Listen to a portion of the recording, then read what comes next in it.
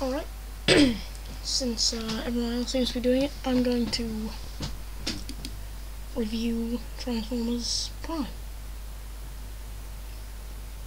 Well, first of all, Transformers Prime is a brilliant series with solid characters and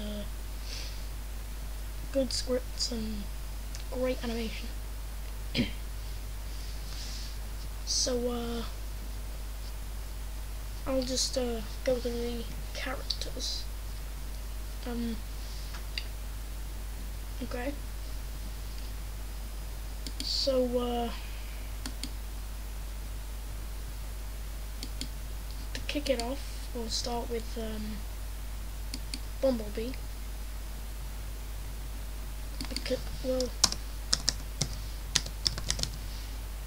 Bumblebee seems to have a lot of his movie persona and his animated persona combined,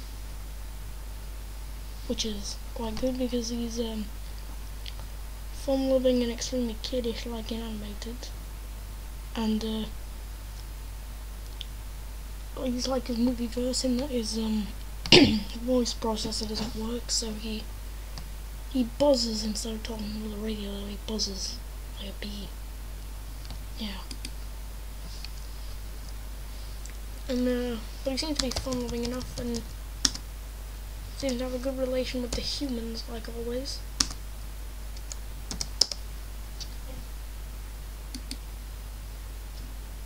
And enjoys protecting them. And so yes. Moving on now to Arcee.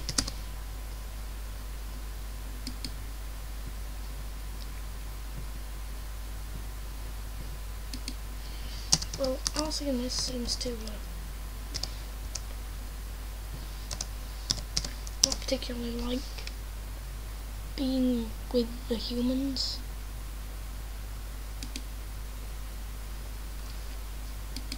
She seems to not enjoy it at first, but towards the end of the series, when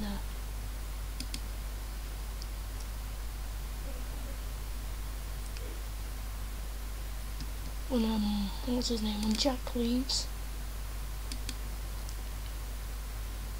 she really starts to actually care, and she's the one that actually eventually brings him back to work with the Autobots.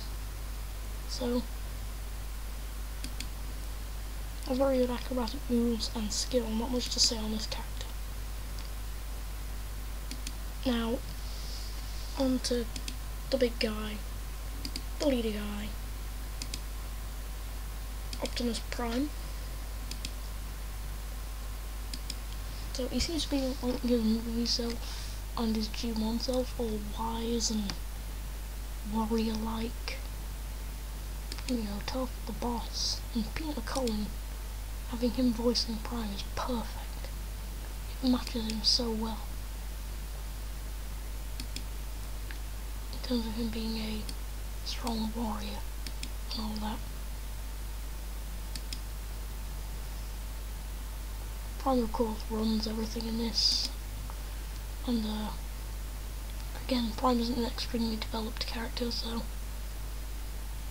I'm not going into it too much.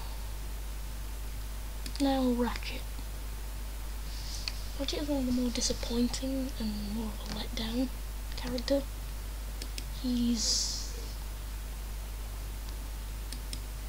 less encouraging. You know, he's not a fan of the humans, and he's kind of a grumpy old man like an animated. But he is a great friend to Optimus Prime, and values Optimus Prime's opinion greatly.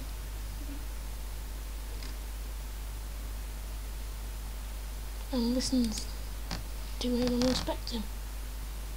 But he's not a fan of the humans, and he just seems to want to go back home. But then he does sacrifice the trip home to save planet Earth, which is good of him. So yeah, Ratchet was underwhelming because he didn't really do anything in terms of being a medic or anything. He just sat back at base and you didn't see much of him until the fight with the undead, when he did sort of well.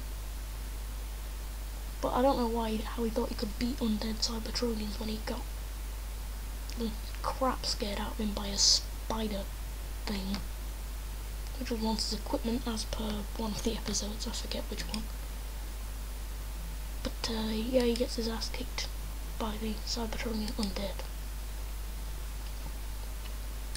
On to Cliffjumper, who really was again another disappointing character. It's disappointing that he was killed off so early. I mean, basically all it was chat with RC, then he finds some energon, has a fight, gets captured, killed by Starscream, then he got brought back to life and turned into a freakish, basically a monster. So he was really not Cliffjumper even when he was brought back. And then he died again.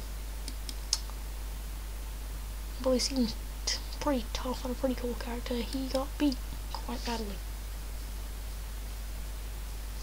Now to Bulkhead. People, well, Nightslash20 Jr. doesn't really like Bulkhead in this. I'm personally a fan of him.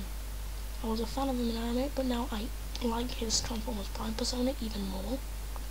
Because in Animated he's kind of a big wuss. In Animated he was slightly intelligent, and he knew his way around a space bridge. But in Animated he was extremely clumsy, and even though he was huge, he wasn't the toughest. But here in Transformers Prime, he's big, tough, and voiced by a guy that doesn't sound like a wuss. He's voiced by a guy that sounds actually really tough. And Bulkhead was a lot tougher in this. He could smash some stuff up. He was still a tiny bit clumsy, but not as terribly so as an Animated, so he was slightly more intelligent as well, so he also enjoys protecting humans like Bumblebee, and I was incredibly happy to see the big old Animated guy there. Now onto Megatron in the upper right of the picture you're viewing. Megatron here, you know, Decepticons, crush them. You know, good old Megatron back. Frank Welker is back, which I was incredibly happy about. If you watch the behind the scenes videos, you can really see that Frank Welker and Peter Cullen are best pals, always having a laugh and together in real life, and they're just two incredible voice actors. Now, in terms of his character, Megatron is slightly, in G1 he seems even more brutal than he was in G1, and his voice is lower down here. It's like a softer, more evil voice, as opposed to up here, where he was all higher voiced in G1.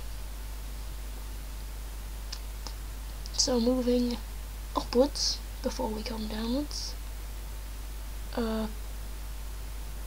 Up top there, Starscream. Now, people again didn't like Starscream because of his lack of G1-iness and his voice was too damn low. That's what people think. He wasn't like this, was he? He wasn't high voiced at all, he was actually slightly lower. I don't know. Starscream was pretty cool. He didn't seem like he was, you know, as unwilling to comply with Megatron. He didn't seem like he was scheming much. So Starscream wasn't the most overwhelming character. Now, Soundwave isn't in the picture, but I might as well cover him. Nightslash20 Jr. made a mistake because those are two Decepticon drones. I think one of them's one of the flying air ones and the other is a ground troop. So onto Soundwave, he was underwhelming. He didn't play much of a role except recording voices and keeping the plan in motion in the last episode. He didn't play much of a role, so he was kind of crap, really. I mean, I love Soundwave, but he wasn't particularly good in this, and I'd rather see him killed off than Cliff Jumper. So yes, the Decepticon drones are really just have no personality. Guns pop out their hoods, they shoot, that's about it. Overall, Transformers Prime was an excellent series. I can't wait to see more.